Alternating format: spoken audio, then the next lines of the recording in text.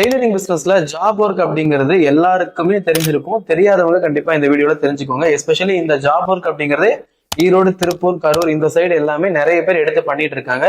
ஒரு யூனிட் லெவல்ல tailoring machines எல்லாமே அசம்பிள் பண்ணி டெய்லர்ஸை வச்சு அந்த ஜாப் வந்து வாங்கிட்டு இருக்காங்க. ஸோ இந்த ஜாப் ஒர்க் தான் என்ன? ஸோ நம்ம பார்க்குற பெரிய பெரிய கம்பெனிஸோட ஒரு கிளாத்திங் பீஸா இருக்கட்டும், இல்லை ஒரு கட்டப்பையா இருக்கட்டும், இந்த மாதிரி ஆர்டர்ஸ் எல்லாம் என்ன பண்ணுவாங்கன்னா ஆல்ரெடி கட்டிங் போட்டு பீஸா நம்ம கிட்ட கொடுத்துருவாங்க.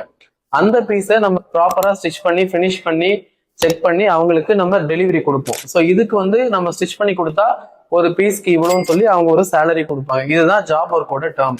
இந்த ஜாப் ஒர்க்கை எப்படி பண்ணணும் அப்படிங்கிறது தான் இந்த இடத்தோட ஒரு டெக்னிக்கு. ஸோ நிறைய பேர் புதுசா இதுல வர்றவங்க இந்த ஜாப் ஒர்க்கை ப்ராப்பரா பண்ணாததுக்கு காரணம், ஃபார் எக்ஸாம்பிள் இப்போ ஒரு ஷர்ட் ஸ்டிச் பண்றாங்கன்னா ஒரு டெய்லர் கிட்ட அந்த ஃபுல் ஷர்ட்டையுமே அவர் ஒருத்தரே ஸ்டிச் பண்ண சொல்றது. ஸோ இங்கதான் பிக்கஸ்ட் மிஸ்டேக்கே ஆகுது.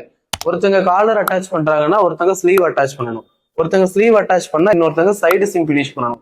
இந்த மாதிரி ஒர்க் பண்ணா மட்டும்தான் கம்ப்ளீட் கார்மெண்ட் டக்குன்னு ரெடி ஆகும். அவங்களுக்கும் ஒர்க் பண்ற டயர்ட்னஸ் அதிகமா வராது.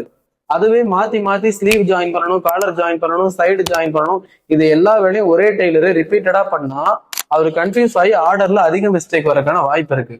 ஸோ இனிமே ஜாப் ஒர்க் எடுத்து பண்றவங்க இந்த மாதிரி வந்து ஒரு ப்ராப்பரான டெக்னிக் யூஸ் பண்ணா நல்லதுன்னு நினைக்கிறேன். தேங்க்யூ.